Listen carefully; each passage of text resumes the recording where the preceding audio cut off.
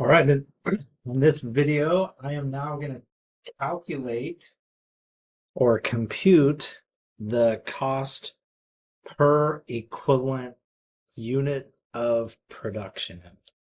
All right, step 3. And again, I'm going to go back to my example and just work on my example for a moment.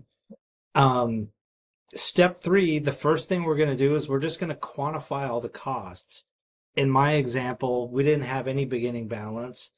We added $30,000 of material cost, right? So I can just assume material cost, the cost is 30,000 units, and my equivalent units of production, I think we were saying that was 30,000 for units since they're 100% complete. And therefore, the cost per equivalent unit of production is $1. $30,000 in cost divided by 30,000 peanuts seems a bit high for one peanut, but again, we're just making stuff up for the moment. Then I'm going to do the same thing for conversion costs.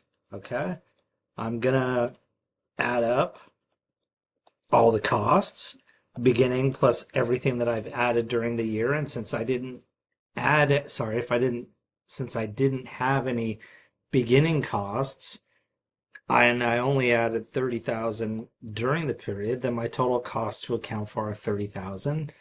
And then we said, even though we have 30,000 physical units in production, we only have the equivalent of 22,500 complete. And therefore, the cost per equivalent unit with respect to conversion costs is, I get $1.33. And I would even go as far as saying, now I know the cost to roast one peanut and then transfer that off to the chocolate division is $2.33. Okay. Now, that's not the end of step 3. Well, I guess it is the end of step 3. Then step 4 is, how do we now create the financial statements?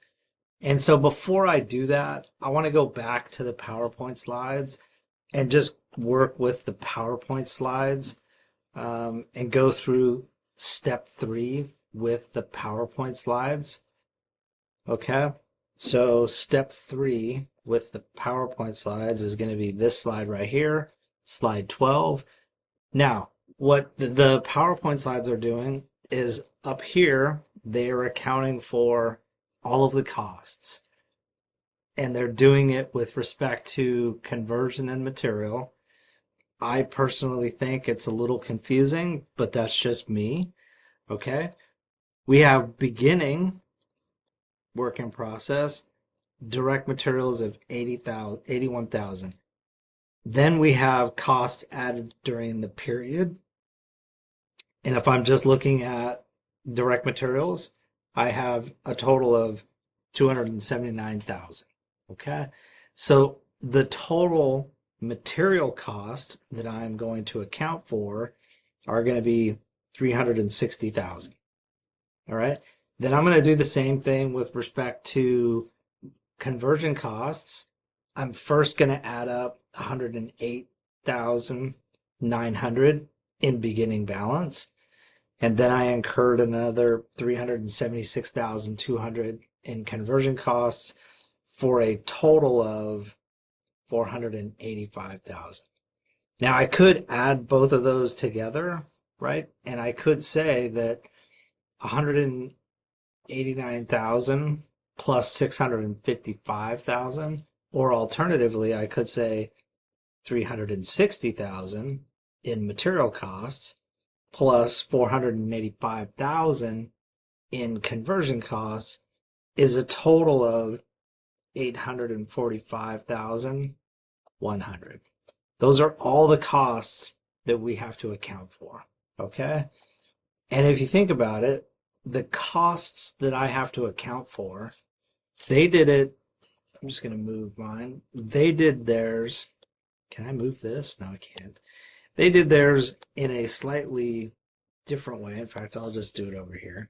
They said, hey, you know what? We have beginning balance, all the costs in beginning balance, they're saying is 189,900. And then they added during the period another 655,200 for a total of 845,100, right? These are all the costs that we have to account for, right? That is what they are doing up in this box. And so what we're saying is, how do we go about determining how much did we finish and transfer out, and how much is still in ending inventory or my ending balance of work in process? Okay. So we're going to take this information and continue on doing what we were doing. We're going to bucket it into direct materials and conversion costs.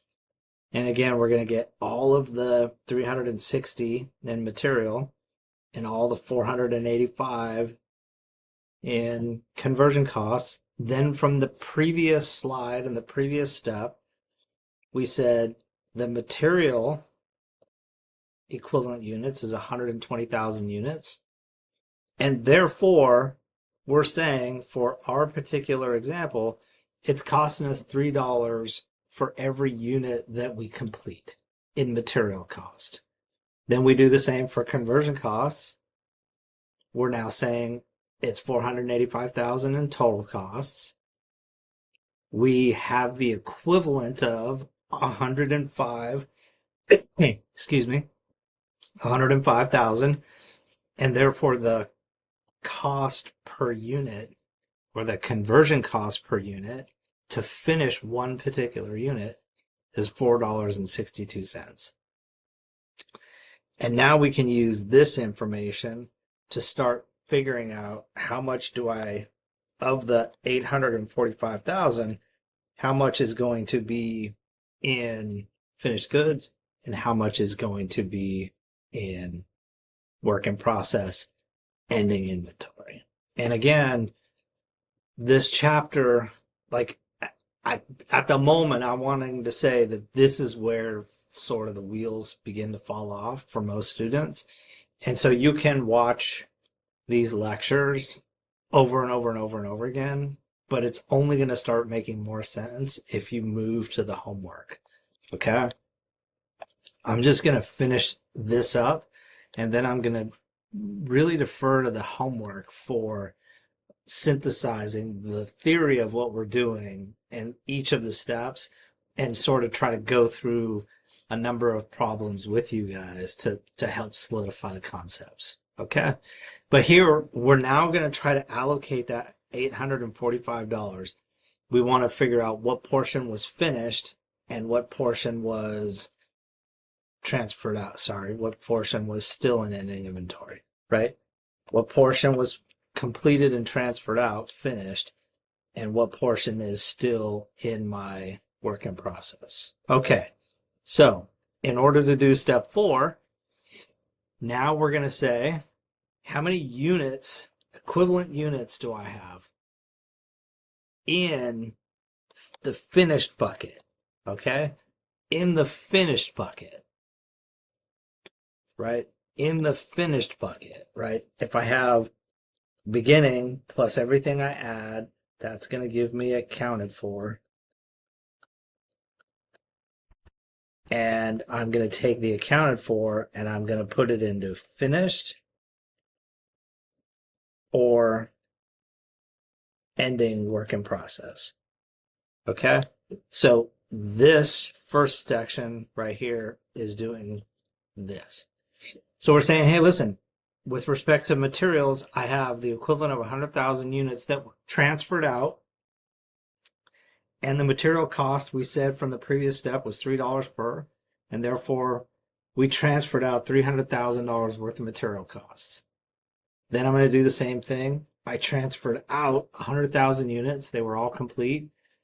From the previous step, we said the conversion cost per unit was $4.62, and therefore we transferred out 462,000 in conversion costs, and therefore we transferred out 762,000, right?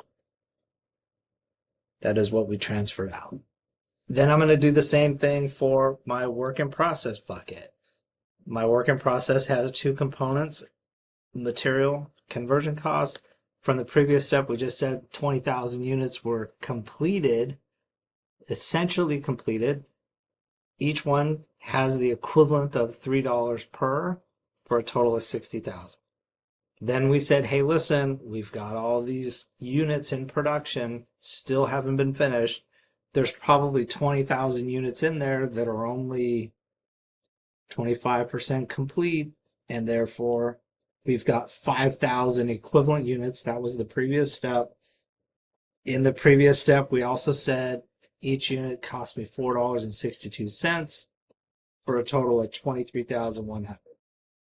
And therefore we are saying we have 83,100 still in my ending inventory.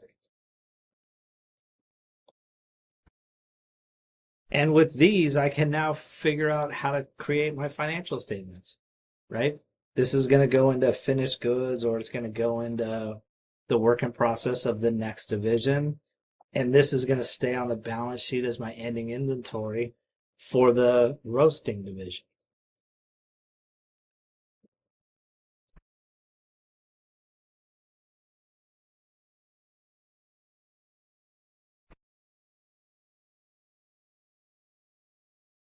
All right.